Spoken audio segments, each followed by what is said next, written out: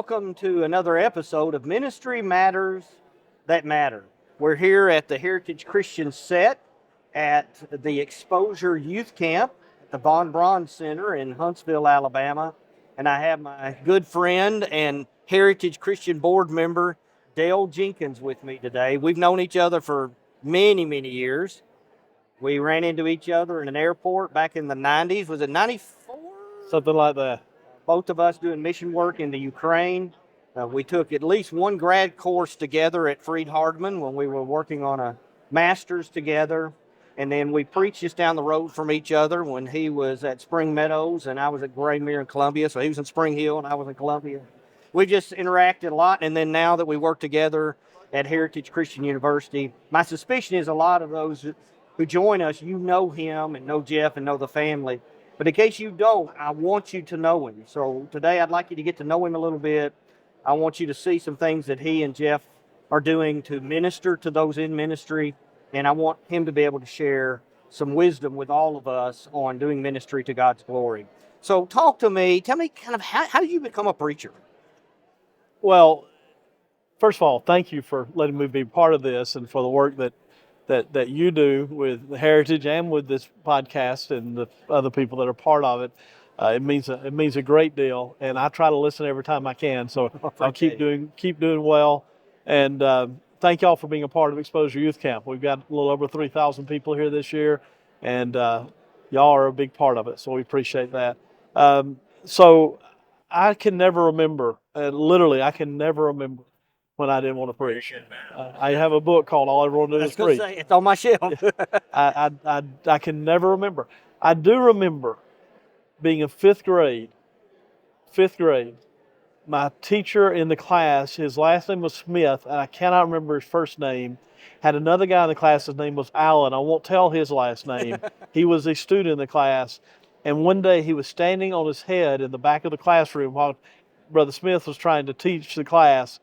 And I was sitting there as a fifth grader thinking, I am wasting my life.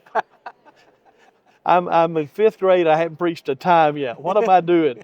So that was a moment when I went to my dad later that week and said, Dad, I want to start talking some on Wednesday night in devotional. So all I've ever wanted to do is preach. And I've never been confident. I've never been uber, I've got it all together. I've got it all figured out. In fact, we're going to talk about some keys later, but I think one of the keys of being effective at this is never thinking that you've got it all figured out. Right. So yeah, that's kind of my preaching story. Self-awareness is a big deal, right? And awareness of our weaknesses. Yeah.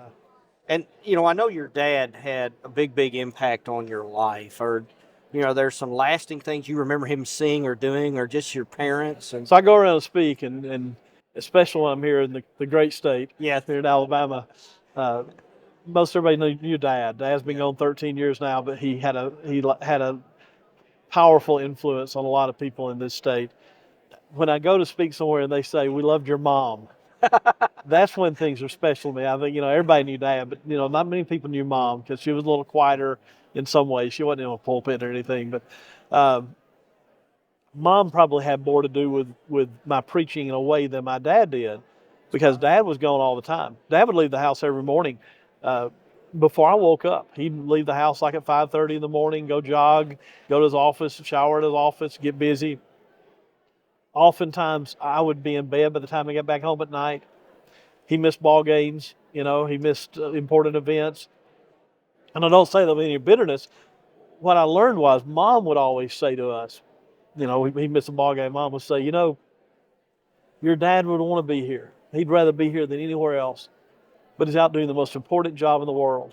He's talking to somebody about Jesus. He's teaching someone the gospel. And that made an impact. Mom could have sabotaged that by saying, well, I wish your dad was here too, how horrible it is. She never said. She just said, he's doing the greatest work in the world. And so that was ingrained upon me by watching Dad, but more by listening to my mom, who really impacted that. Well, I think about him coming to the Graymere congregation, doing evangelism workshops. And I can remember when we were having a Q&A session, somebody said, so, what's your secret? What's your program? And he said, it's not so much a program. He said, we just talk about it all the time, and everybody expects us to do it. So he said, all our leaders are constantly talking about evangelism. And he talked about that we have a core group of people who are doing Bible studies, and everybody else is trying to get them studies. And I've just never forgotten that. But he would say to me, you don't need 50 people doing Bible studies. You'll never get that. You'll just beat your head against the wall that way. But if you got 4 or 5 people committed to studying the gospel one-on-one with people, you'll make an impact. Yeah. So talk about your ministry. So you preach. Tell me about I know some of those places, but tell me about your experience. I have been blessed like a lot of guys, and I don't want to say uniquely blessed, but I've always gotten more than I gave, and I mean by that, I've always felt like the recipient of blessings rather than the giver of blessings. Every church I've been privileged to work with, they weren't privileged to have me. I was privileged to have them. And you've worked with some great churches. I've worked with some great churches, and I did not deserve those opportunities that were given to me. I didn't do anything. I'm not super talented. I'm not highly intelligent. I don't have a bunch of degrees. I'm nothing. I'm little to nothing. I've stumbled and bumbled and fumbled my way into some good things, and every time it happens, it's like I don't know why I get to do these things. I say that, and even saying it sounds like a humble brag, so I got to be careful that I don't do that. But I have been blessed to get to do some good things. Some of it has to be consistency, because I am consistent. I consistently try to do right, and some of it has to be hard work, because I've always tried to work hard in everything I've done. But most of it is God has been good. And so when I started preaching, when I was at Freed-Hardeman in college, I preached a little place called Kossuth Church of Christ in Kossuth, Mississippi, a little church of 20 members that was financially supported by the Foot Street Church in Corinth. And I thought, I've got the greatest job in the world. I get to preach. And we baptized 4 people the first 3 months I was there.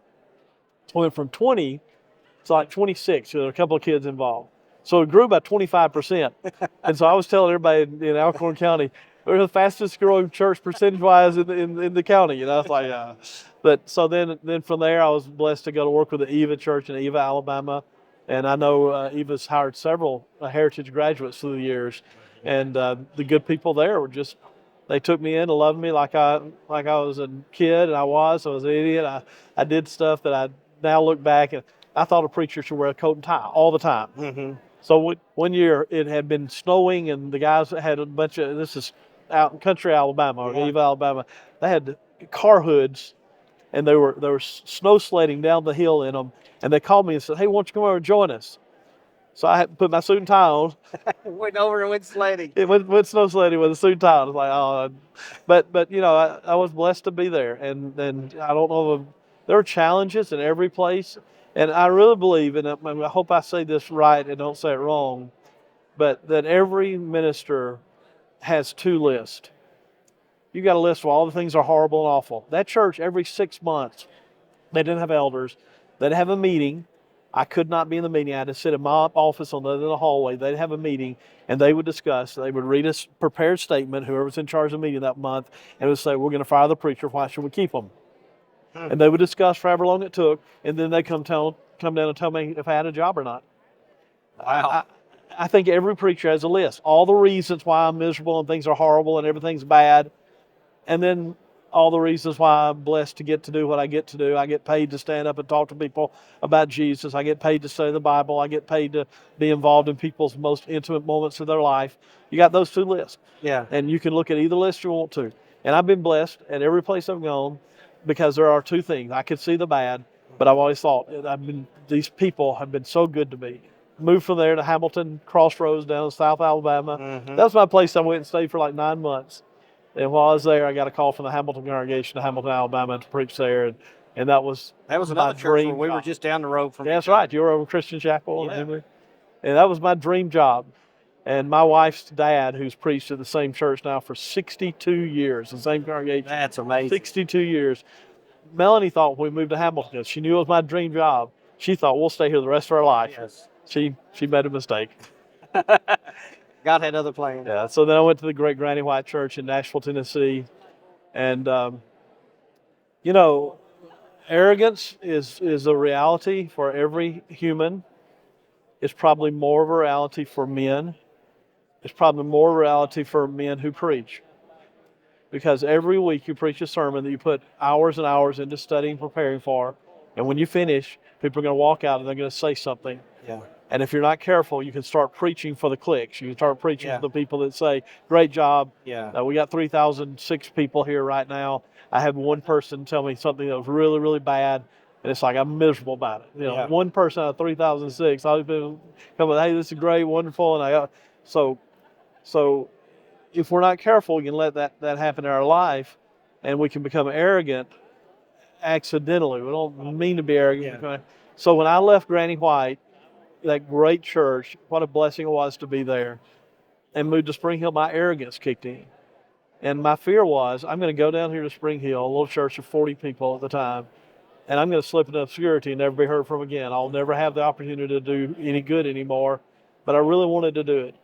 So arrogance was there. I admit it. I don't want to be that way, but it's like I don't want to be in obscurity. I want to impact people. Yeah. I want to influence people. But I go in here. But when we do what we think the Lord wants us to do, what we evaluate everything, we weigh stuff, we decide, here's what I'm going to do, here's what I think the Lord wants to do, I believe the Lord always blesses. Always blessed it. That's right. Well, I think about all those, as you're describing that, I think about Hamilton, great church, big church in a fairly small town. Yeah. Then you've got Granny White, big church right there on the campus. My senior year undergrad, I was a member there. And I just think with all that history in a big city, and now a city that's exploding there in Nashville. Crazy. And then basically a church plant where you're meeting in, I think, a storefront.